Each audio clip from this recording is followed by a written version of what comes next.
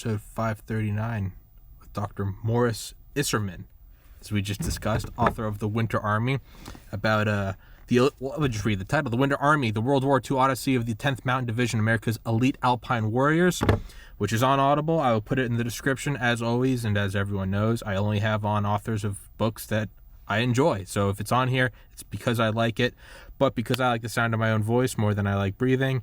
Introduce yourself before I go off. I'm sorry, you're asking me to do what? Oh, sorry. Introduce yourself, please, for all the listeners. Okay, I'm Maurice Isserman. I'm a professor of history at Hamilton College, where I teach American history, including the history of the Second World War, which is the subject of the Winter Army. For the 10th Mountain Division, there was one thing that kind of stuck out to me, and it was just the line, right? It's kind of along same thing along the lines of the CIA Special Activities Division. It's easier to turn a soldier into a spy than a spy into a soldier, which is, why they recruit from Delta Force or DevGru. When you said, the line in the book is it's easier to turn a skier into a soldier as opposed to a soldier into a skier. Or excuse me, skier into a soldier, not a soldier into a skier. But then you go on later in the book and they kind of talk about just how little they use their skis. Was that ever kind of addressed, or did they just do all this training and then, first contact with the enemy and they just kind of throw it out the window? Well, the line that you refer to was in a letter to Franklin Delano Roosevelt, President of the United States, from a guy named Charles Minnie Dole, who Minnie was his nickname, Charles Minot Dole, who was, among other things, the founder of National Ski Patrol in the 1930s, who was not a soldier. He served very briefly in the First World War as a student. He'd left Yale to join the American Army, but the war was over before he even began his training. But he did have a vision of mountain troops that the Army eventually signed on to. At first, they were kind of resistant to the idea. The U.S. Army was a flatland operation, even a tropical operation, in the sense that most of its bases in the years leading up to the Second World War were in places like Hawaii, the Philippines, the Caribbean, southern states where you could train year-round, and so forth. It had a small detachment in Alaska, but it hadn't updated its cold weather handbook since 1917 or so. It really didn't understand mountain warfare, and it never really practiced it. The United States had never fought a battle on a real mountain, a snowy mountain. However, in Europe, you have Germany and Austria and Italy and France, and their national borders, in part, run along the ridgelines of the Alps. So they all had alpine troops, and they had considerable experience in high altitude and cold weather fighting. And Minnie Dole and his civilian friends one day skiing in Vermont in 1940 and talking about the war that was then raging, now forgotten, between Finland and the Soviet Union, in which the Soviet Union invaded Finland, hoping to secure the approaches to Leningrad. That didn't work out very well. They did defeat Finland, but at considerable cost, and the Finns relied upon their well-trained ski troops to kind of zoom in from snowy woods on Soviet columns, which were confined to these existing road system. So Minnie Dole and his friends said, if we're going to go to war in Europe, and this is the spring of 1940, late winter of 1940, so they were looking ahead, and most of the country was still isolationist, but they didn't believe that was going to be a very viable path. And so they set about convincing, Minnie Dole in particular, convincing President Roosevelt and the War Department and the military establishment that ski troops were going to be a necessity. And so Minnie Dole's line about turning skiers into soldiers rather than soldiers into skiers is that skiing is a pretty specialized skill. You don't pick it up overnight. And moreover, you want people in your alpine or mountain division who are used to an outdoor life. They don't necessarily have to be skiers, but they could be mountaineers, they could be forest rangers, they could be trappers. And so his vision was, let's recruit among that pool that's already there, rather than recruiting more generally. And of course, that pool was kind of shallow in the early 1940s because not that many Americans skied. It was not yet a mass participation sport. The first ski resorts with ski lifts, chairs, so forth, were only opening up in the late 1930s. Most of the people who skied in the United States in the late 1930s tended to be either current college or university students or recently graduated university and college students who came from places with ski teams. Dartmouth, for example.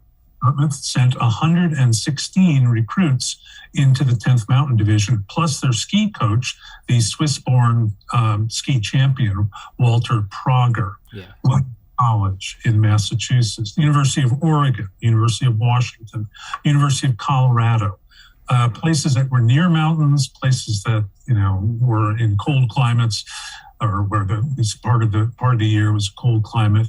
And people who had already acquired some of the basic skills they were going to need if they were going to be mountain troops or alpine troops. And one of the unique things about the 10th Mountain Division is that these new recruits, even before they'd mastered, the basics of saluting, firearms, military courtesy, and so forth, were already conducting classes. They became the ski instructors. If you've been the captain of the Dartmouth ski team, you know a lot that your NCOs and your officers don't know because they tended to come from the regular Army. At least at the beginning. Later, they would be promoted from within. But the initial cadre, in military terms, tended to be from that tropical army of the pre-war era. And so you have these 18, 19-year-old kids, brand new to the Army, who are instructing their top sergeants and their lieutenants and their captains and their colonels how to do the basic thing they're going to need to do if they're going to lead a mountain division into combat. I thought it was kind of funny. I was listening through the book again, and I was up visiting my my family in New Hampshire, which is where I'm from, which my dad's from, and where my parents moved. Excuse me? A lot of 10th guys came from New Hampshire. Well, I thought it was fascinating because I remember, ever since I was little, going up and visiting, and because we moved away, but we'd always go back. And Berlin, New Hampshire, you go up and there's Mount Washington, and that's the tallest mountain I'd ever seen. And then you have the line from the book, where the guy comes over and they bring him up, and they're like, "There are the mountains," or no, sorry, like there's Mount Washington, and he's like, "But where are the mountains?" Sort of like where these are like, all right, these are hills, but it's like bringing someone from Manhattan to like Podunk, Georgia, and being like, here's downtown, and being like, well, what do you mean? Where's the skyline? This is the skyline. Yeah, that's the Austrian ski instructor, Hannes Schneider, who had basically invented modern ski instruction in Austria in the interwar years. He had been a mountain soldier himself in the First World War, and he came over as a refugee from Austria when Austria was annexed by Nazi Germany because he was anti-Nazi. It was only because he had friends in the United States they were able to spring him shortly before the war began. People who were skiing in New England were skiing on a different dimension mountain than those in Europe, but also those who learned how to ski in Colorado and 14,000 foot peaks and in the Pacific Northwest. So there was quite a range. You asked earlier about one of the ironies of the 10th Mountain Division is that they train to fight on skis, famously. They would ski with 90-pound rucksacks and their helmets on and rifles slung over their back. And with that much weight on your back, anybody who's a skier knows if you fall, it's really hard to get up. But, they were very well trained as skiers. The very best place to learn how to ski in the world in, say, 1943, 1944, was at Camp Hale, near Leadville, high up in the Colorado Rockies, where the Army established Camp Hale specifically as a training ground for the 10th Mountain Division. And so they skied and skied and skied. And on the weekends, when they got weekend passes, they went to places like Aspen, not the Aspen of today, but it did have a tow rope, and they skied some more. So, they skied when they were training and they skied when they were recreating and so forth. These were really good skiers, and their instructors were the best in the world. I mentioned Walter Prager. He was one of some 500 European refugees from Austria and Germany, France, Norway, from Switzerland. Not they weren't refugees from Switzerland, but all these guys who were the best skiers in the world, and were training now this next American generation to follow in their ski tracks, as it were. So they got a lot out of that. One of the things they got was a real sense of esprit de corps. They thought of themselves as an elite unit, just like airborne. Mm-hmm. No airborne divisions at the start of World War II, founded them and had to train them quickly because the Germans had airborne. They were all volunteers. And similarly, all the guys in the 10th Mountain Division at first were volunteers. You had to actually apply, and interestingly, you had to apply through the National Ski Patrol, a civilian agency, not a government agency, not a military agency. And it was like applying to college. So you sent in 3 letters of recommendation from your ski coach or somebody you'd skied with or whatever, saying, yeah, this guy knows how to ski, or he knows how to climb mountains, or he's an all-round outdoor athlete. And then the National Ski Patrol, checked your box, or they didn't, and sent your application on to the Army. And then you were shipped out if you were accepted to Camp Hale. So they thought of themselves like airborne as an elite unit. I mean, the difference with airborne, I think, is interesting too, which is very few, a tiny proportion of people who joined the 82nd Airborne or the 101st Airborne had ever jumped out of an airplane. Yeah. Before, or even been in an airplane in most cases, because people didn't fly in those days. But these guys, again, they knew their specialty before they knew their basic training, which was a different kind of experience.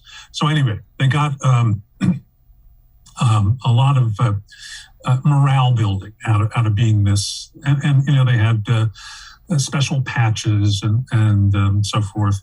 All things that went with being an elite unit. And they were very fit. How do you train to be a soldier? Well, you can train as the men of the 10th did by, crawling along the ground while they fire machine guns over your head and doing calisthenics. They also did that. But why not ski? Why not climb mountains? They got a kind of all-round physical training from learning their specialty or perfecting their specialty as ski troopers. What they didn't get was a skill that was very useful in combat, as they discovered when they finally got over to Italy. Here they are training at 10,000, 14,000 feet sometimes, in deep powder snow, which you get in the Rockies at those altitudes. And then they're going to fight at 3,000 or 4,000 feet in the northern Apennines. Now, you're from New Hampshire, you know what corn snow is, and you know what it sounds like. Corn snow is snow that isn't deep powder because it melts and it refreezes and it melts again. And so when you are sneaking up on the enemy theoretically, you're pretending to do this at Camp Hale, and you're going through the powder snow, and your skis are going shh, shh, shh, shh, It's very quiet. When you're trying to do the same thing at 4,000 feet, in the White Mountains or in the northern Apennines, your skis are going scritch, scritch, scritch. So first of all, the Army, in its wisdom, didn't send their skis to Italy. They had to scrounge up some skis, and not nearly as many as they would have liked. Didn't send their warm sleeping bags either. They, in Camp Hale, they slept very well at 14,000 feet in these new down sleeping bags, which were just being developed. In Italy, they slept very poorly in wool blankets and shivered all night long. They were bitter about that. But when they got out on skis on those first patrols, so they were up in the front lines, but they weren't in full combat yet. But they were going to take prisoners, or they're going to scout out enemy outposts or whatever. There they go on their skis going scritch, scritch, scritch, scritch. And the Germans don't even have to see them. It could be pitch black. It's the middle of the night. There's no moon. They just fire towards the sound. And so they quickly, abandoned the skis and never used them again. They did use their mountain climbing skills in their most famous assault on Riva Ridge, a 3,000 to 4,000 foot high ridge. We can talk about that more in a bit. And so that training proved valuable. The skiing was valuable, but for other reasons, not applicable to the kind of combat that they faced in Italy. It's go over there and it doesn't survive contact with the enemy. But then I thought there was the interesting aspect of, they see in Finland, it's, they attack, almost kind of like a Revolutionary War, right? It's like the lumbering columns. That was not actually how the Revolutionary War was fought. As you know, the Continental Army certainly used European regular military tactics and fought out in the open in lines. But there's always, Dan Morgan's Pennsylvanians hiding behind trees at Saratoga and picking off the British officers. So there is some comparison there. However, here's the thing about Finland. In Finland, they were fighting on something called the Karelian Isthmus, which was not mountainous. It was heavily wooded. It's cold. It's Finland. It was snowy, but they weren't going up and down mountains. They were coming down riverbeds or other paths through the woods, launching their lightning assaults and then dashing back into the woods where the Soviets couldn't follow them. So it really wasn't that good a model for the kind of challenges you were going to face in fighting in mountains like the Alps or the Northern Apennines. Now, the other thing is that, they were training in Colorado, again, up to 14,000 feet. But in mountain warfare, you don't capture mountain tops, generally, certainly not 14,000 feet mountain tops. What you capture are mountain passes, the passes through the mountains through which reinforcements and supplies can flow, like the Brenner Pass, which leads from Austria into northern Italy. And their ultimate goal was to reach the Brenner Pass, which they did. But the Brenner Pass is about 4,000 feet in elevation. So again, training at 14,000 feet, where, among other things, you're out of breath until you've acclimatized, was really good fitness training, but it wasn't specific to the kind of combat that they wound up doing. It's got to make you think, and just side note, sometimes this happens with guests. I find when I'm talking, your microphone mutes, so if you see me confused, that's why. With they originally discussed what if the Germans came down from Canada or something, and then we look at the applicability of what they learned at Camp Hale, right, versus how it doesn't apply to Italy. You've almost got to imagine if they bifurcated it at some point, maybe after the war, I don't know, but do you have your own guys that are trained just for the American conditions? If there ever is an invasion of us, as opposed to us having to go overseas and fight. I wonder is there a National Guard aspect that they are for New England, for Colorado, just because it seems like they have a war plan for everything, as opposed to, Italy. I don't know how serious Minnie Dole and his friends took that threat of the Germans. This is the spring of 1940. It's right before the Blitzkrieg. It's before the Battle of Britain. You would have to assume, the fall of Britain, and then a successful invasion by the Germans of Canada, which they certainly didn't have the Navy for, or ability to project their power across the Atlantic. I mean, again, it's easy to say that in retrospect. But even if they got to Canada, the idea of invading in winter down the Champlain Valley into New England, you're going to be pretty far from your line of communication is going to be stretching all the way back, not just to Montreal, but back to Britain or back to the European continent. And as the British found in the American Revolution, that was a pretty long supply line. So I think the argument was kind of crafted, I don't know how deliberately, but to appeal to military authorities in a time when most Americans were isolationist. If you could present this as a defensive measure, protecting North America at a time when many Americans were saying America first, then you had a better chance of selling it, as opposed to saying, oh yeah, well, we're probably going to be fighting in the Alps in a year or so. So let's develop this unit. The B-17, for example, was not initially imagined or at least sold as a long-range bomber from Britain to occupied Europe. I mean, it's developed in the late 1930s. The notion or, the appeal was, okay, these things are going to fly up and down the East Coast and the West Coast of the United States, and they're going to bomb German or Japanese or whoever's battleships as they approach the coast. Remember Billy Mitchell and proving that you could sink a battleship from the air. That was the way the program was sold. The way it was used was, of course, totally different. I didn't know that. Yeah, that's insane. Well, as you say, these things develop over time, and it's good that they were adaptable. Yeah. It's good that somebody, with the wrong idea of what a B-17 was useful for, got them into production, into design, and improved them, so that in 1941 we had some. Yeah, right. Like A-10 Warthog meant for Soviet tank columns if they tried to take Europe, versus it's like, actually you're going to be hitting Taliban tents in Afghanistan. Like, what? Yeah. Good example. It's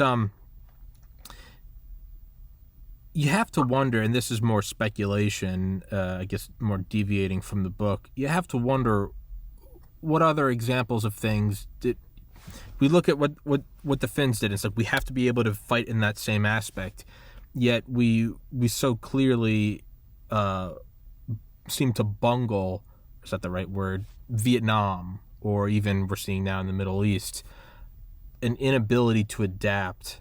Or we do adapt, but it's at great cost, and it's also often right. We go into the Middle East, and we got Humvees, and you got to take 10 years, and then we get these lumbering MRAPs, or I was just watching a documentary last night on those M1 Abrams that they kind of turned into the assault breach vehicles. They've got like spikes and skis, and they clear mines.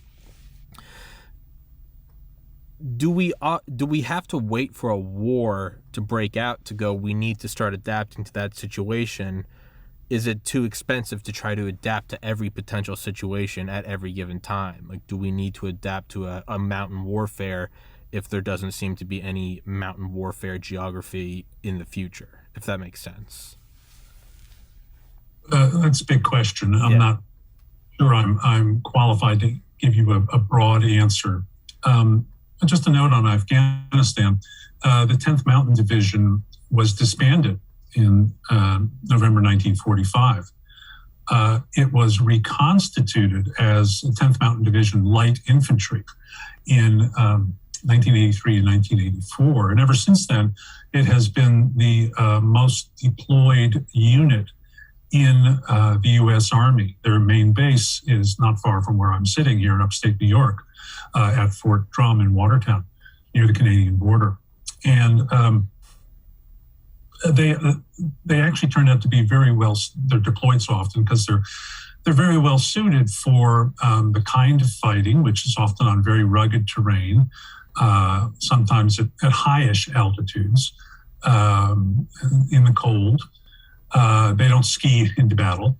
They use helicopters to protect themselves, but they are particularly well suited for the kinds of places, Afghanistan and Iraq, that the United States has found itself in combat in recent decades, Bosnia before that.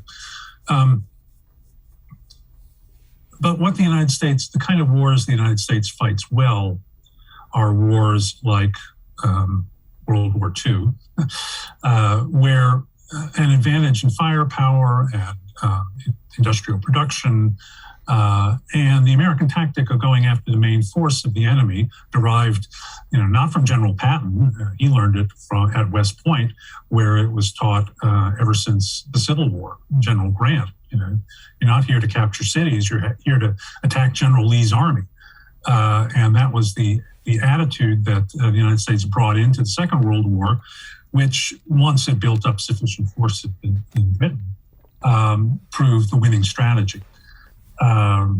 We can talk about what went right and what went wrong in Afghanistan, but fighting decades-long counterinsurgencies is not what the United States does best. Vietnam, also a classic instance of that.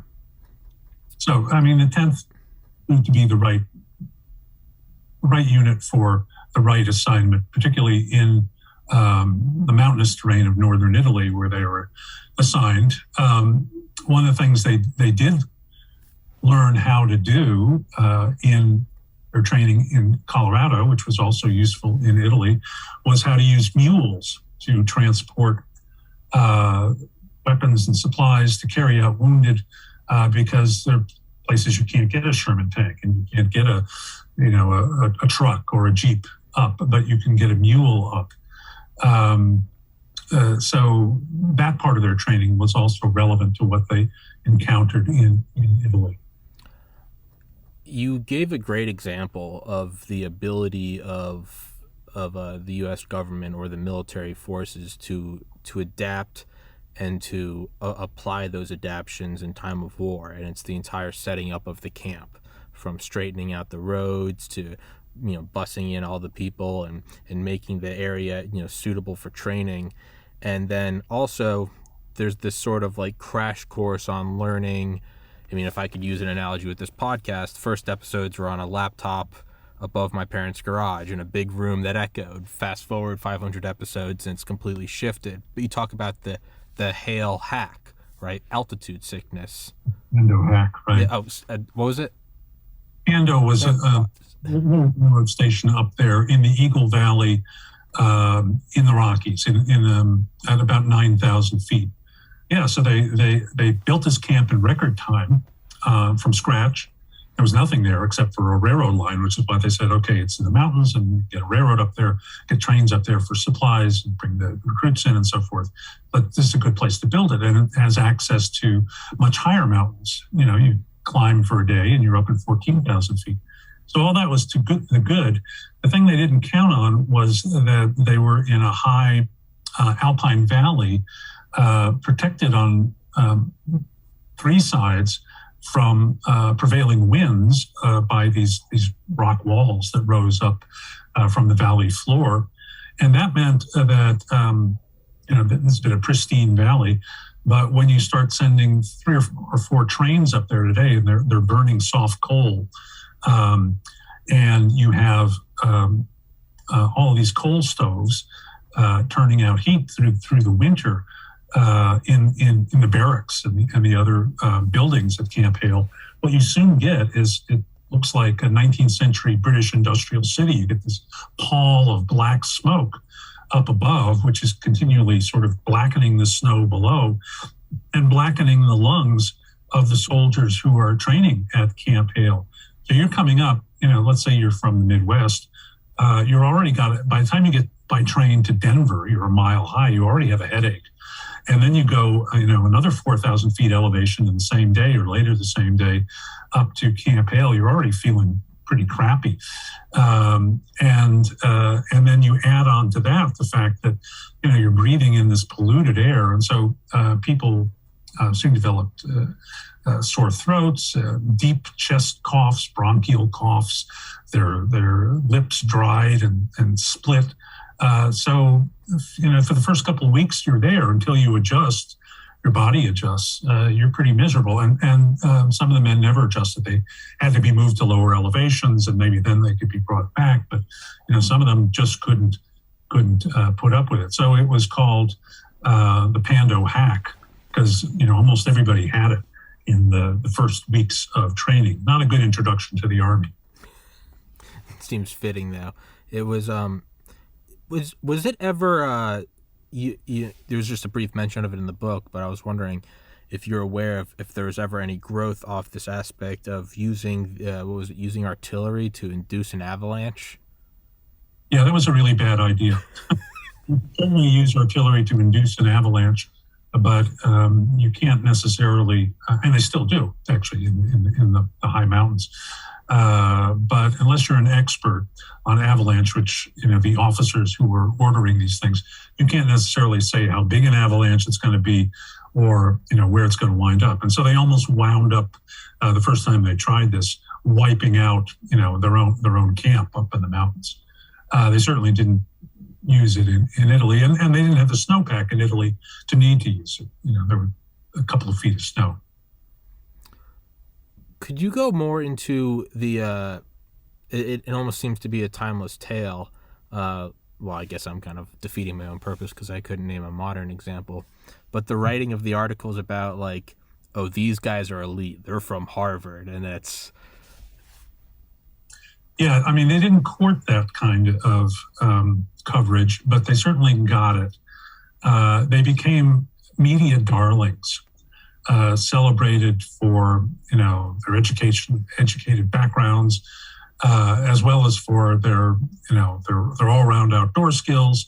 Hollywood made a movie, which I've fortunately suppressed the memory of it. It was such a terrible movie, but part of it was shot at Camp Hale. It had real soldiers doing fancy ski maneuvers in it. I mean, the skiing aspect of it too, drew this kind of adulatory media coverage. Even when they were in Europe, the Army magazine Yank, which was kind of the life magazine for the soldiers in Europe, did a feature story on the 10th after their first big victories at Riva Ridge and Mount Belvedere in February of 1945.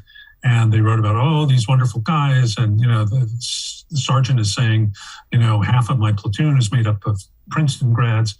And they got a barrage of angry letters, justifiably angry letters. I mean, it wasn't the 10th's fault, but, these guys have been fighting in Italy, which was a miserable war to fight, since Salerno in 1943, Anzio, 1944, Monte Cassino in 43, 44.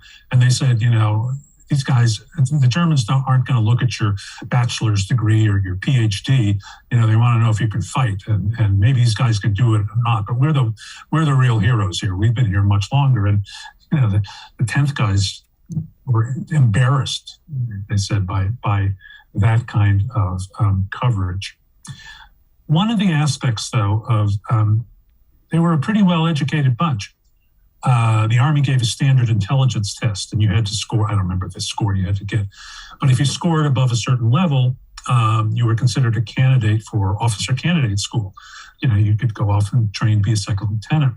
And in a typical division, something like 10% of the division, the recruits, would score at that level where they could be considered for that kind of training as an officer.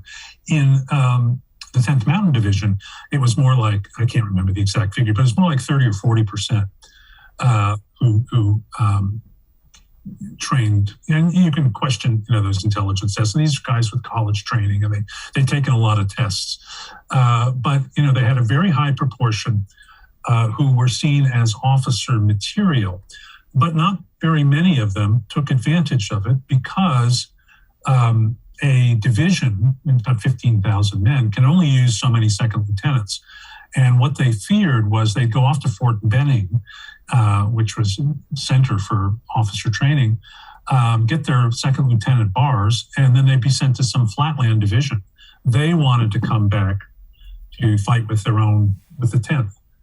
In fact, the first person I met who was a 10th Mountain veteran was my colleague here at Hamilton College, Don Potter, I got here in 1990. I was a young instructor then, and he was near his emerit. He was about to retire, but he was a great guy. It was kind of a self-appointed mentor to younger faculty like myself. He taught geology. I taught history.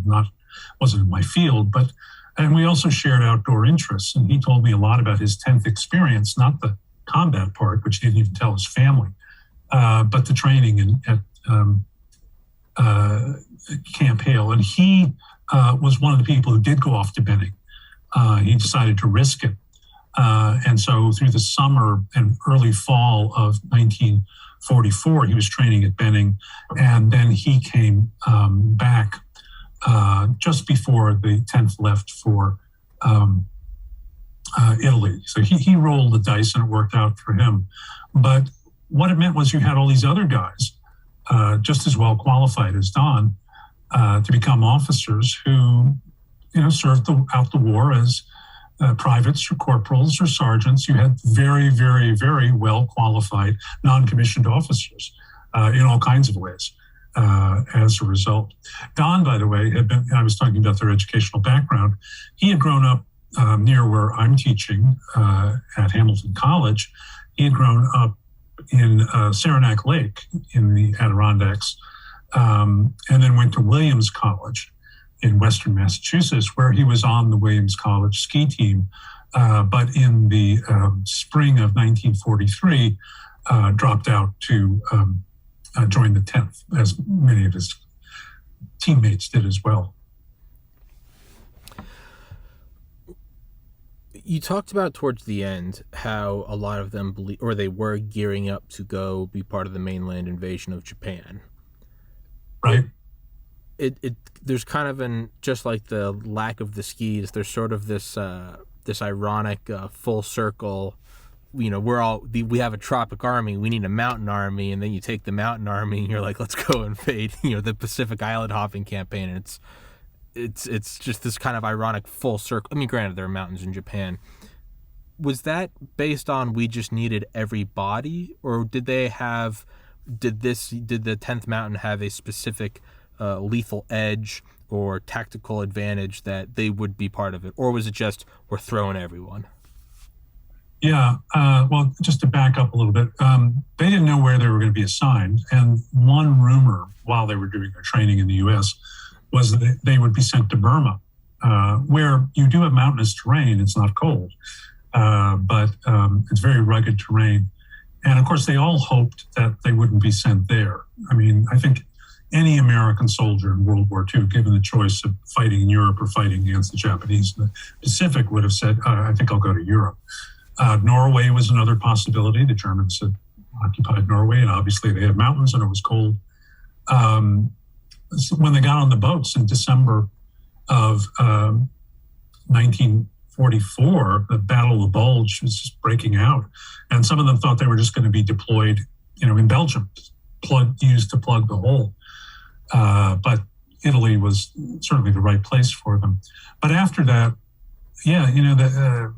if you've seen Band of Brothers and the final episode where the war in Europe is over, but the war in Japan is still going on, and these guys don't have enough points to go home. You got so many points for how many months you'd spent overseas and medals you'd received, and so on and so forth. And most of the guys in the 101st Airborne expected they were going to be sent to fight in Japan, which, considering the casualties they had taken, was, not many of them thought they were going to come back home to the U.S. Similarly with the 10th, they took heavy casualties, especially given they were in combat for 3 months, but they lost 1,000 dead. They had 5,000 wounded. out of 15,000 men. Some of those killed and wounded were replacements, of course. And they hadn't been overseas very long at all. So when they boarded troop ships in Naples in early August or end of July 1945, they'd won their war in Italy, but they thought they were coming back to the U.S. They were going to be sent back to Camp Hale. They were going to refit, retrain, fill out their ranks with new recruits, and they were going to go off to Japan. That was, in fact, they had no way of knowing this. It's exactly what their orders specified. But I think one of the first troop ships carrying the veterans of the 10th into New York Harbor arrived on August 6th, which was the day that the atomic bomb was dropped on Hiroshima. And suddenly they realized, they weren't going to die as young men. They were going to see their wives, or in many cases their sweethearts, and actually get married and have families and, live their lives.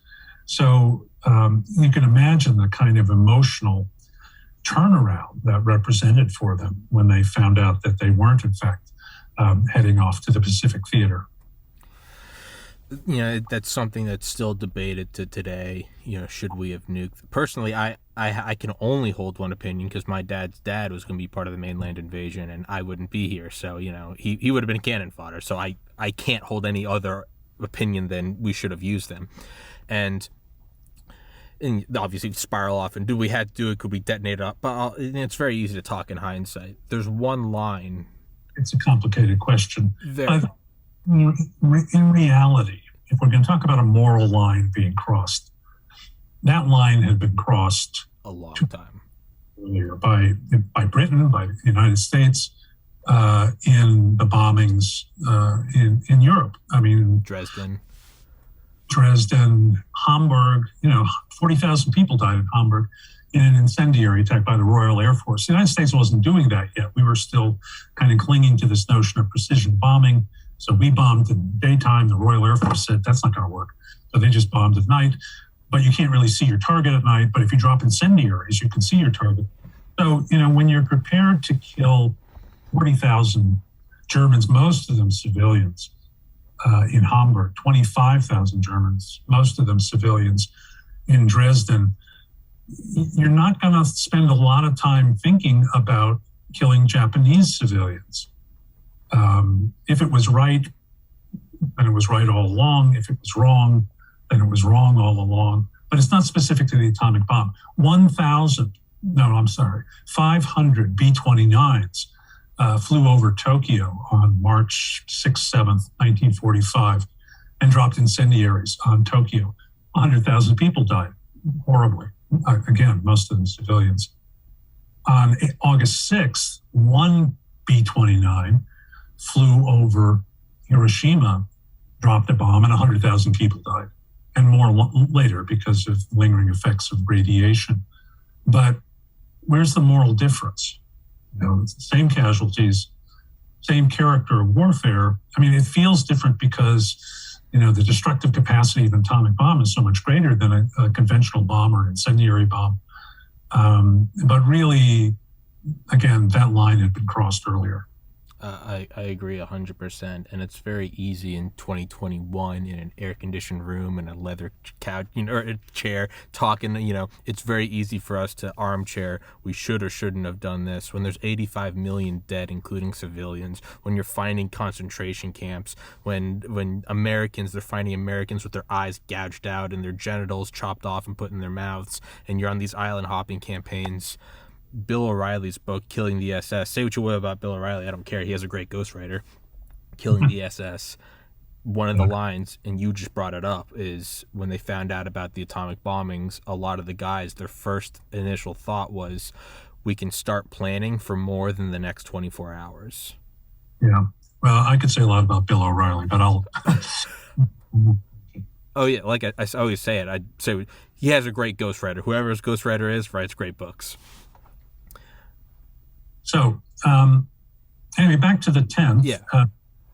I mentioned several times that their signature battles, the battles that they're remembered for, which were quite extraordinary military achievements, were 4 or 5 days of fighting in mid-late February of 1945. So they'd arrived in Naples at the end of December, the beginning of January, done some training and refitting, and then gone up into the mountains late January. They'd been in some firefights, but they'd had maybe a dozen or a score of casualties, or at least deaths at that point.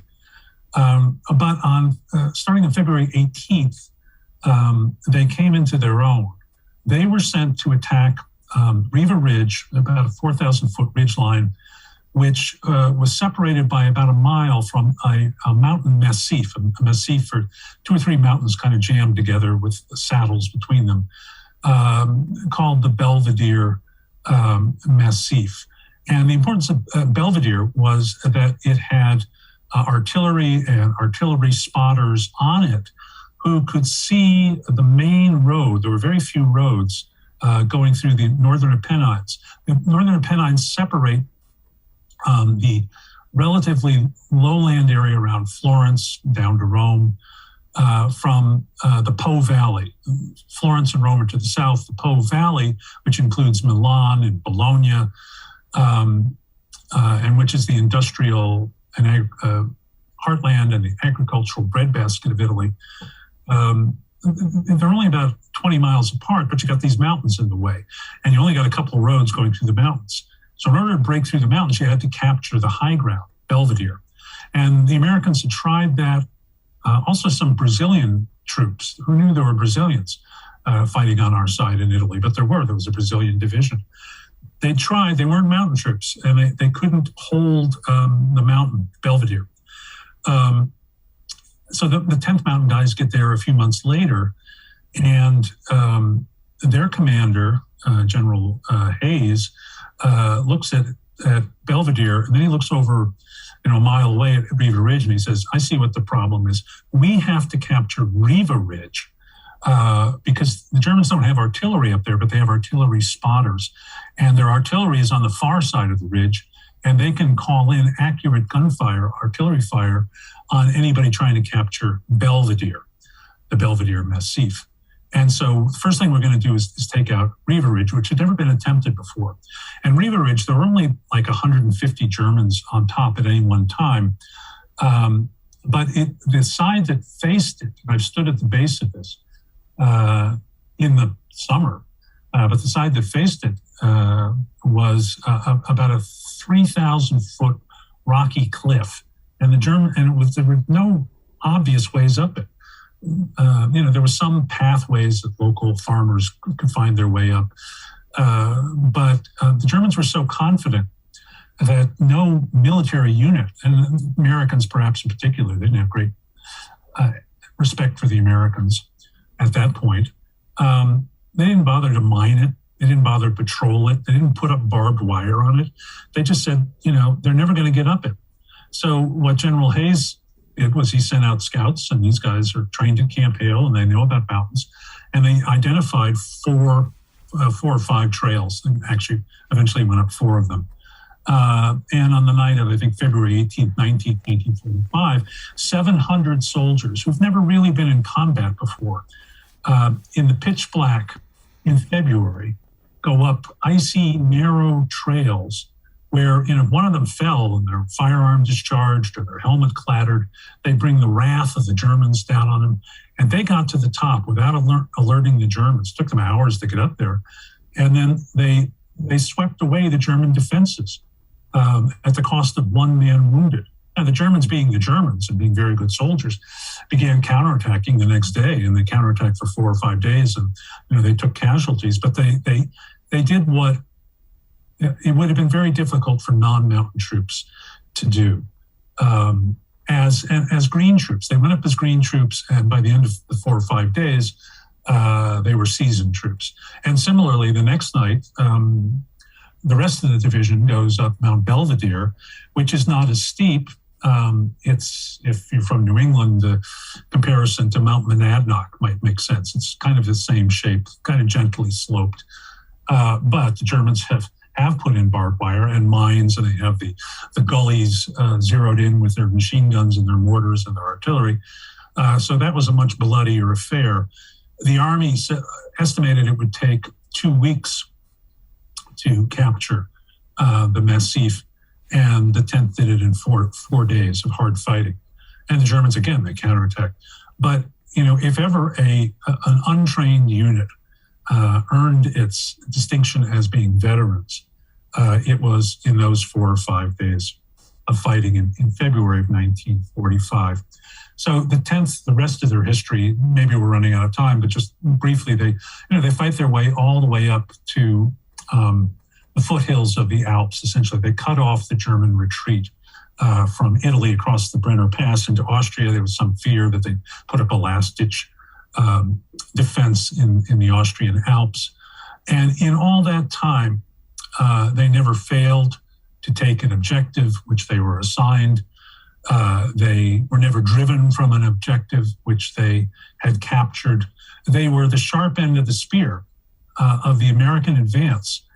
The British were coming up the eastern side of the mountains, the Americans on the west, out of the mountains into the Po Valley. So again, they're not fighting in where they're trained to fight. They're doing amphibious river crossings. They don't have life jackets. They've never crossed a river because nobody thought mountain troops were going to need to cross a river. But they always took their objectives. So it was, I think, a really extraordinary unit that, even if it didn't play quite the role or the mission that Minnie Dole and his ski friends imagined it playing way back in 1940, it certainly served the Allied cause well. Real quick, so I aim for 45 minutes to an hour. We can go over if you'd like. And the other thing is kind of tying it back into the questioning of the atomic bombing. I mean, you talk about in your book these guys with PTSD for the rest of their life, and having dreams where they can't make eye contact with their lost brothers. I mean, you look at that and you go, yeah, drop it, get it over with. Yeah, I mean, the guy you refer to in particular, Marty Daneman, who was not a mountaineer or not a skier. He came from Chicago. He'd been a high school athlete. He was 18 years old when he went into the 10th. And he's a pretty major figure in the book because he wrote so many letters home mostly to his girlfriend and fiancée, Lois, who was, a year younger than him. She was just a high school kid when he went off into the Army. He wrote these wonderfully descriptive letters, which many of them did. They were smart guys. They were educated guys. Their families held on to their letters, which was not always the case. And so many of those letters, thousands of those letters, including hundreds by Marty Daneman, are in the Denver Public Library, which is my main place I went to for research in the 10th Mountain Division archives.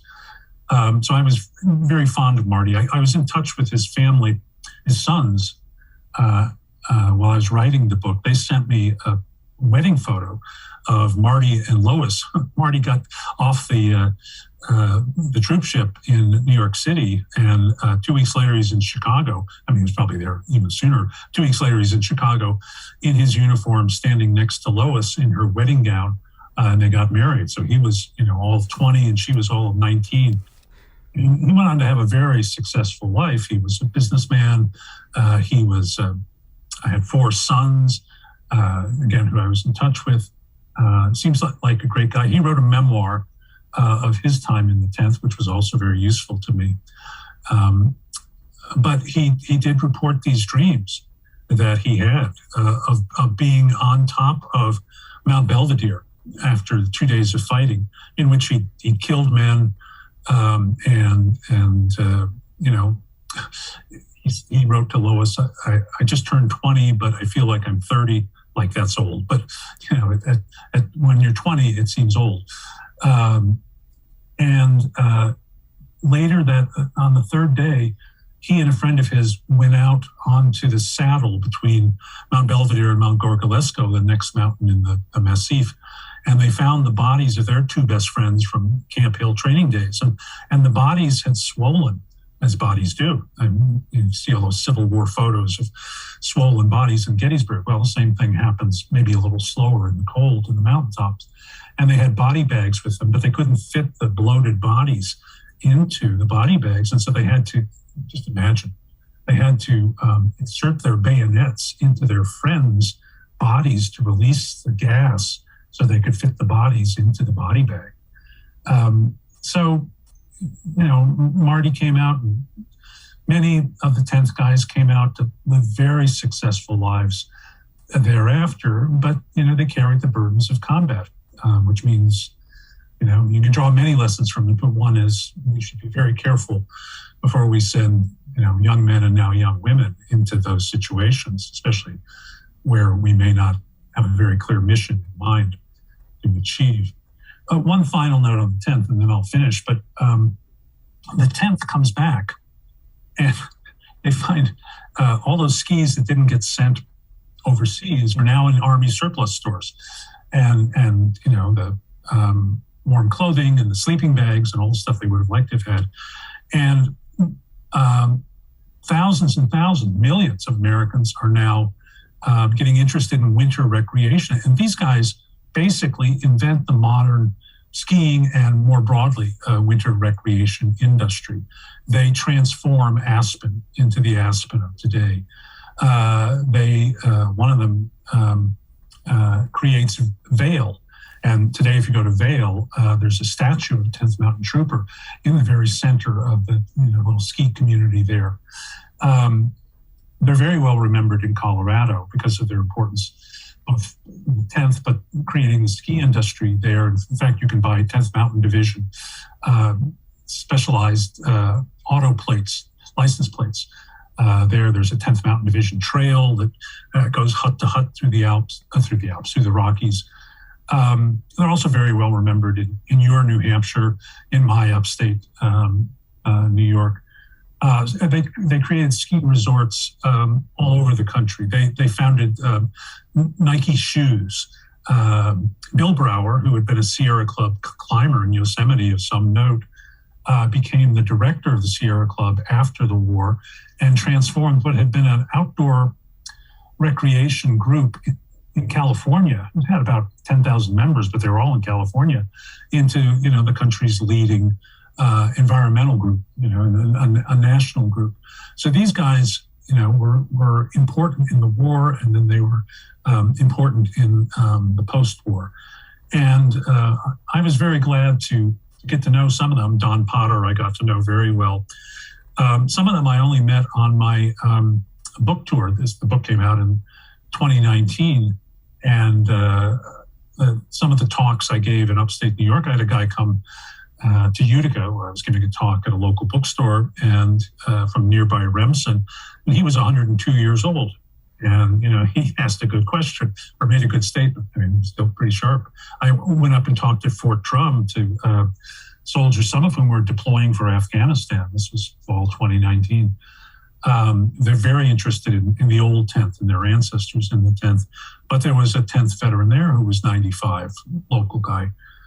In Colorado, I met a guy named Hugh Evans. Hugh Evans was the hero of taking of Mount Gorgolesco, which was the mountain next to Belvedere.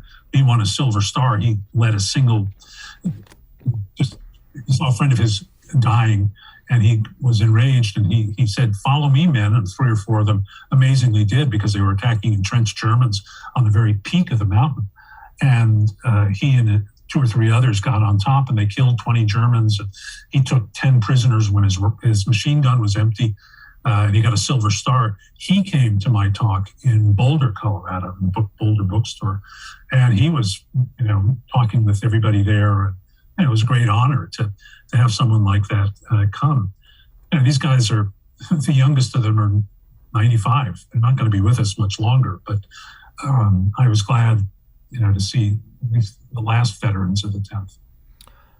Well, I also think, aside from it just being a good book, I also think you've done a great thing in that World War II is something that I don't think anyone can ever learn at all. And I'd like to think in all of my ego that I'm somewhat well read, and your book was 100% new information, but you're also telling their stories, and I think that's an admirable thing, and it's at the very least make it known or make it available. If they don't read it, they don't read it, but at least make it available, make their sacrifices known. And because, there's something sad about it being brushed away forever and not knowing about it. So I think what you've done is great, and I want to thank you for that. I think it's a fantastic book. Before we wrap this up, I was gonna say I had one thought. Turning skiers into soldiers, it's got to make you think. I wonder if they're doing that with something exotic today, like wingsuits. If turn wingsuiters into, are we going to learn about the wingsuit division? Yeah, I think somebody in a wingsuit would make an ideal target. Yeah. And you just make an ideal crash landing. Yeah. And before we wrap this up, lastly, could you tell everyone your other books you've written?